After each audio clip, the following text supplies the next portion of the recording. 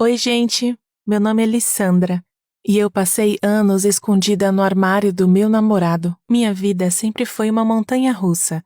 Meus pais sempre brigavam muito e eu achava que a culpa era minha. Quando eu tinha 14 anos, eles resolveram que não podiam mais ficar juntos, já que mal podiam conviver sob o mesmo teto. Então eles me chamaram e disseram que iam se separar. Meu pai já tinha feito as malas. Deu um tapinha nas minhas costas e disse: "A gente se vê." Só que isso nunca aconteceu. Minha mãe ficou com muita raiva, desapontada e bem triste. Meu pai se tornou aquele que não deve ser nomeado em casa, e por um tempo a gente não se falou mais. Mas ainda tinha uma coisa boa em tudo isso: o Judá. Eu era bastante tímida na escola e parecia até um fantasma assombrando a casa, mas acabei encontrando alguém que me apoiava de qualquer jeito. Ele tinha 22, a gente se conheceu pela internet e começamos a sair todo dia depois da aula. Ele era bastante protetor e me ensinou a me amar. A gente passava horas passeando no carro dele, conversando e rindo. Ele fazia eu me sentir importante. Eu estava muito apaixonada por ele, mas ele ainda mantinha certa distância e dizia que não tinha certeza se queria transformar nossa amizade em outra coisa. Mas a verdadeira tragédia começou uns 3 meses depois disso. Lembro que naquele dia, eu e minha mãe brigamos feio mesmo. Sabe, a gente mal se falava desde o divórcio. Mas naquele dia ela sentou ali, tomou um pouco de sopa e disse: "Pra onde você tem ido toda noite? Fala de uma vez." E eu respondi: "Não é da sua conta.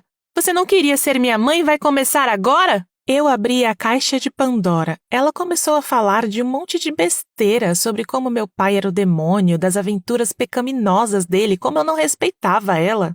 Eu me levantei e fui embora para a escola, só que eu não sabia que só haveria de novo depois de 4 anos. Na mesma hora, mandei uma mensagem para o Judá dizendo: "Isso é um inferno." Naquele dia, depois da aula, eu vi o carro dele parado perto do portão. E então, como sempre, a gente saiu passeando. Eu desabafei, e ele só me ouviu e concordou. Depois de quase 1 hora, eu percebi que a gente não estava voltando para a cidade. Ele olhou para mim e disse: "Você não precisa voltar, sabia?" Claro que eu fiquei em choque no começo, mas ele continuou dirigindo e falando: "Se a gente vai ficar juntos, eu preciso de dedicação total. Ou você escolhe ficar livre e comigo, ou você volta para casa e fica lá presa à sua mãe para sempre." Não parecia que eu tinha muita escolha, então eu deixei tudo para trás. Se eu pudesse voltar no tempo, não teria feito isso, mas eu não sabia o que estava fazendo. A gente viajou ainda mais umas horas até que finalmente chegamos ao nosso destino, a casa dele, que ficava afastada da cidade. Nas primeiras semanas estava tudo bem normal. Claro que eu tive que cortar qualquer contato com as pessoas, e só ele podia sair de casa, mas eu me sentia livre. Mas depois de um tempo, ele foi ficando cada vez mais paranoico. Um dia, ele teve uma mudança drástica de humor. Ele disse que alguns amigos iriam até lá para jogar pôquer, mas eles não podiam me ver, então eu tinha que me esconder no armário por algumas horas e não fazer barulho. E ele não podia cancelar porque os amigos poderiam desconfiar. Quando chegou a noite, eu me escondi no armário e tentei ficar o mais quieta possível, mas teve um momento que me abalou profundamente. Eles estavam no meio do jogo, xingando, bebendo, com a TV ligada ao fundo. Foi quando eu ouvi a repórter dizendo que estavam procurando por uma menina desaparecida. Pela fresta das portas do armário, eu consegui ver a minha foto estampada na tela da TV. Eles estavam procurando por mim. Eu quase gritei. Depois de 1 hora, os amigos dele foram embora e eu saí do armário, assustada pra caramba. Eu pensei que eu teria que me entregar, mas ele me acalmou e disse que me levariam pra longe dele e que eu teria que morar com a minha mãe de novo. Eu escutei, e a gente decidiu que precisava tomar ainda mais cuidado. Depois de uns meses, eles pararam de procurar por mim e não se falou disso por uns 3 anos. Toda manhã, ele fechava todas as janelas e persianas, trancava as portas e saía para trabalhar. Eu só podia ficar perto da janela de Miranda Vista à noite, com as luzes apagadas, mas só por um tempinho, porque alguém poderia passar por ali. De vez em quando ele recebia convidados e eu tinha que me esconder no armário. Só teve algumas vezes que os amigos dele ficaram mais tempo e eu tive que dormir lá dentro. Mas eu não me importava com isso e o Judá sempre me recompensava depois. Com presentes. Era o relacionamento ideal. Ou é o que eu achava. Teve um dia em particular que eu comecei a repensar minha decisão. Ele tinha saído e eu estava passando o tempo quando ouvi umas vozes do lado de fora. Me escondi na mesma hora só por precaução. E ouvi passos cada vez mais perto. Devia ser ele. Mas não estava sozinho. Ele nunca recebia ninguém sem me falar, então é claro que eu estava com medo. Foi quando eu ouvi uma voz de menina. O Judá e essa menina entraram na casa e ficaram conversando como se eu não estivesse lá. Mas o que aconteceu depois foi mais assustador. No começo, só dava para ver a silhueta, mas teve uma hora, depois de um tempo, que ela se virou e eu consegui ver o rosto.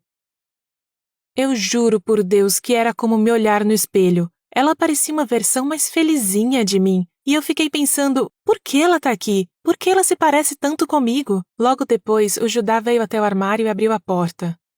Lissandra, essa é a Kimber. Ela vai ficar com a gente por um tempo. Ele disse, abraçando ela como se fosse normal. Naquele momento, eu fiquei me perguntando qual era meu papel nisso tudo. Nós três passamos a tarde juntos, mas eu não conseguia evitar de sentir ciúmes. Dava para ver que ele olhava para ela com adoração. Mas aconteceram algumas coisas ainda mais doidas nos dias seguintes.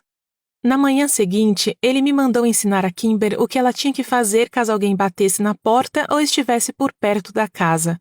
Quando eu abri a porta do armário com raiva para mostrar a ela onde se esconder, caiu uma caixinha cheia de fotos da prateleira. Eu nunca tinha visto aquilo antes, então eu peguei para ver. Estava cheia de fotos velhas de 7 ou 8 anos atrás. A maior parte era do Judá com uma menina. E o mais estranho é que ela também se parecia comigo e com a Kimber. Eu surtei e a Kimber parecia assustada também. A gente ficou no sofá esperando por ele com aquelas fotos e ligamos a TV para passar o tempo. Foi aí que outra coisa horrível aconteceu. A repórter disse que um cara estava sendo condenado pela minha morte. Não dava para acreditar. Eu pensei na minha mãe achando que eu estava morta. E um homem preso por um crime que não cometeu. Era coisa demais para mim. Eu liguei para a polícia e contei para eles que eu estava viva. De algum jeito, eles rastrearam a ligação e depois de uns 15 minutos a casa estava cercada. Eles me levaram até a delegacia, onde me fizeram um monte de perguntas, mas eu estava confusa demais para responder tudo aquilo. Foi quando eu vi minha mãe chegando. Ela me viu e quase desmaiou. A gente se abraçou por quase meia hora e ela pediu para me levar para casa. A semana seguinte foi bem doida. A polícia ficava me perguntando sobre o Judá. Queriam que eu entregasse ele, que dissesse que ele fez coisas horríveis comigo. Mas eu não sabia muito bem o que tinha acontecido, e o Judá desapareceu. Uma vez eu recebi uma mensagem de um número desconhecido. Era a minha irmã naquelas fotos. Nossos pais levaram ela embora e ela morreu. Eu não poderia deixar isso acontecer com você. Eu tentei ter uma vida normal depois daquilo, mas ainda fico confusa. Ainda é difícil entender tudo o que aconteceu. O Judá era maluco? Ele estava me usando? Eu tinha uma escolha? Mas minha mãe está me ajudando agora. A gente conversa sobre tudo agora. Ela até me conta do papai e do relacionamento deles, e eu dou o meu melhor para falar da minha relação com o Judá. Poder falar sobre suas dificuldades faz diferença. Talvez se eu soubesse o que era um bom relacionamento, eu não teria cometido tantos erros. Mas agora, eu tenho consciência que o silêncio é uma arma mortal. Você percebeu o Voldemort? O Mãozinha?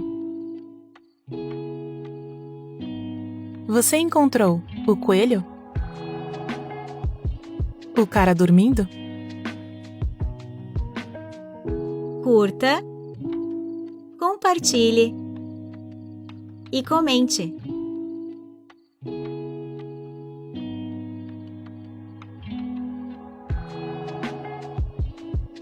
Obrigada por assistir.